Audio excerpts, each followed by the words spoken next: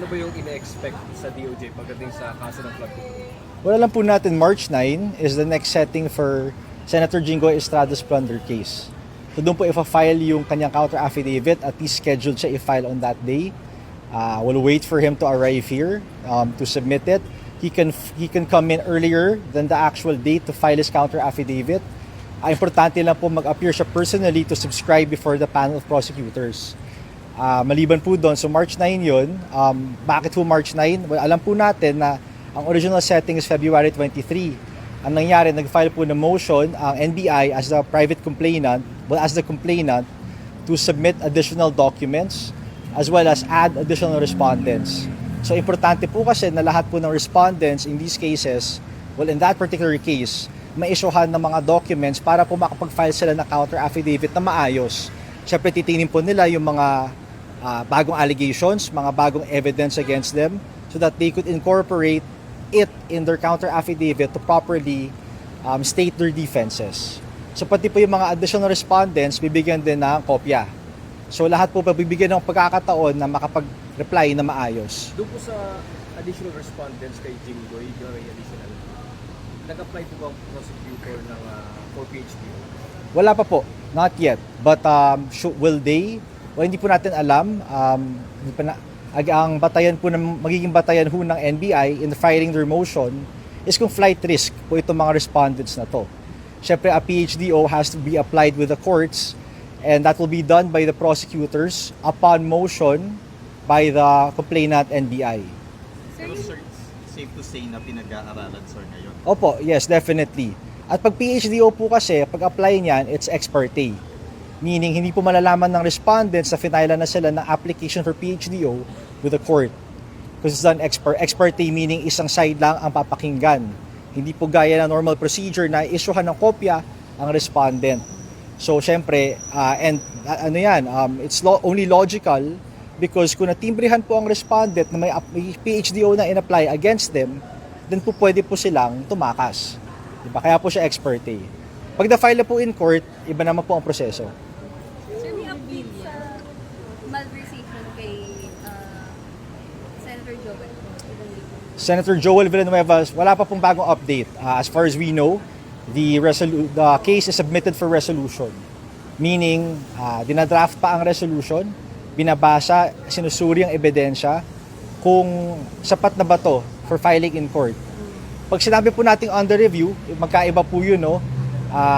So kay Senator Joel, all these cases are submitted for resolution. Kay Senator Revilla, former Senator Revilla, his case for malversation is currently under review with the division chief. Meaning, pag under review ho, iba po yan submitted for resolution. Pag under review, may resolution na nahanda ng prosecutors. It was submitted to the division chief for his review. Ang gagawin po ng division chief dyan is babasahin niya yung ebidensya, yung assessment ng prosecutor. He will see if sapat na ba yung evidence as it stands, na pagsampa po in court, may malakas na ebidensya at masisigurado na a guilty verdict could be given by the judge. Normal ba sir yun na may review pang gagawin? Lahat dumadaan sa ganun? Or ito lang pinasabi? Lahat po, lahat. Standard procedure po yun. Submitted for resolution by the prosecutors. Stated po yan sa minutes of the meeting Pagka PI po conduct ng preliminary investigation hearing, ilalagay po doon kung may pending matter pa. If none, then it will be submitted for resolution. Pag submitted for resolution, meaning lahat po ng ebidensya na file na, what's left to do is to read it, assess it, derive the necessary factual and legal conclusions from the evidence submitted, and then make their own arguments as to why the case should be for filing or for dismissal.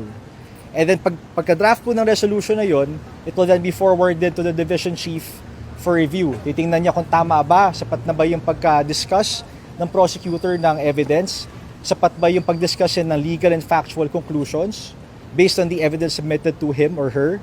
Tapos kung tama, ultimately kung tama ba yung recommendation niya to file or to dismiss.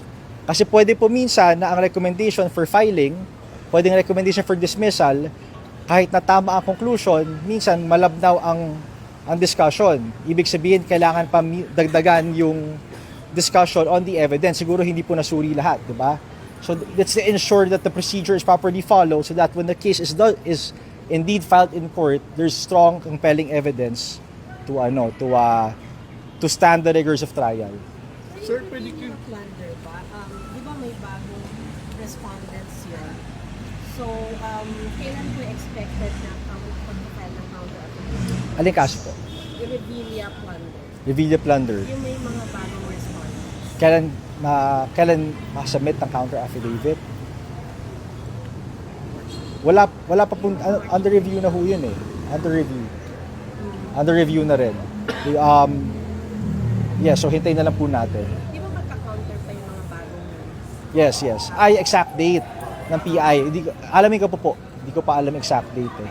Pero pagka Yes. expected din si Revilla ulit to file his counter affidavit. If nakapag-file na po ng counter affidavit ang respondent sa isang kaso, tapos nadagdagan ng respondents, he could file a supplemental counter affidavit in response to the new allegations.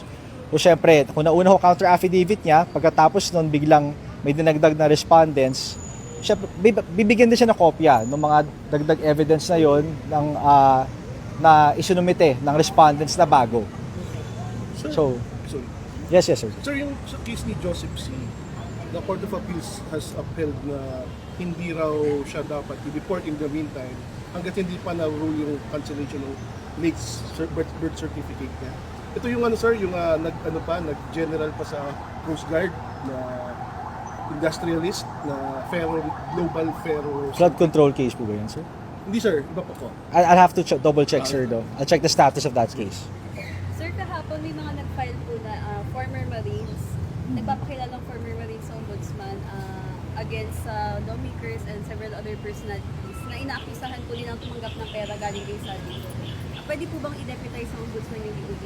Opo, so meron pong standing memorandum of agreement ang DOJ with the Ombudsman.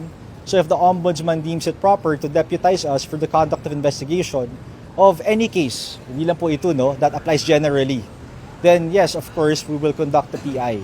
As long as may agreement po ang Ombudsman, Office of the Ombudsman and DOJ.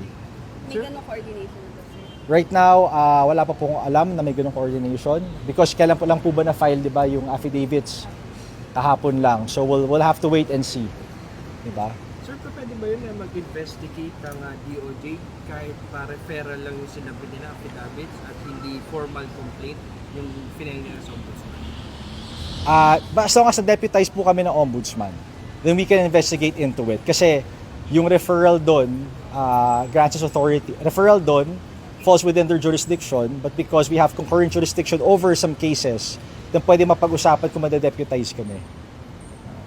Pero tama po yung pa-idea ninyo na ang pinagkaiba po kasi ng Ombudsman sa DOJ is we cannot act on any, we cannot motu proprio initiate our own investigation. The DOJ can only act upon complaints properly filed with us, with this department, at may criminal charge charge. May criminal charge na nakasista doon sa complaint. Ang motu proprio investigation kasi titingnan pa kung anong po pwedeng ikaso. Di ba? Magkaiba po yun dito. Dito kailangan meron ka na naisip na charge before you do file your complaint. Sir, but can the DOJ order or direct the NBI to investigate po yung allegations? Hindi, okay, klaruhin po natin. The DOJ can only coordinate with the NBI as an attached agency upon filing of complaint and kapag in accordance with DC-20, Department Circular 20. Ano po ibig sabihin nun? Ang DOJ pwede lang makipag-coordinate sa NBI kapag may complete na file for purposes of case build-up. Para po masigurado na will this sufficient by evidence for the conduct of preliminary investigation? Diba, sapat ba yung ebidensya natin para imbestigahan talaga? Kasi we will rely on the evidence submitted to us by the NBI. Right? As opposed to the Ombudsman, that they can start and initiate their own investigation. Sila ang pwedeng maghanap ng evidence kung anong pwede magamit for the subsequent or the eventual filing of cases. Sana klaro ho yun. Yung sabihin yung NPA, pwede na mag-motu proprio ngayon? Pwede po sila. Siyempre, law enforcement sila eh. Diba? Hindi po mali po yung term na motu proprio NBI. Kasi in all cases, they can investigate. Pwede ka investigate. Hindi po kailangan mag-file ng complaint sa NBI para mag-imbestiga sila. Sir, Kasi sila ang mag-file sa amin. So far, wala namang request pa ang ombudsman na deputize? Wala pa po. As of today, at least, wala pa po. And wala pa pong discussions as well. So we'll have to wait and see. Sir, mga pinangalanan, usual, mga mostly are government officials and officers. Meron ba silang rule, sir, na pag basically they're being maligned, di ba? Pwede pa rin ba nila i-pursue yun despite being government employees or officials? Sorry sir, pursue what exactly? Kung sakaling they feel that they've been slandered by the comments, yung statements. Well, of course, nothing prevents any public official from filing a case against anyone who they allege to have slandered them or have spoken ill about them. No? That's within their capacity. They can do so. Now, once they do file it, the question remains, will it prosper? Diba? Kasi, again, it has to go through standard procedure na you file first your criminal charges with the prosecution offices or the DOJ, whichever is applicable. Thank you. Happy week. Thank you.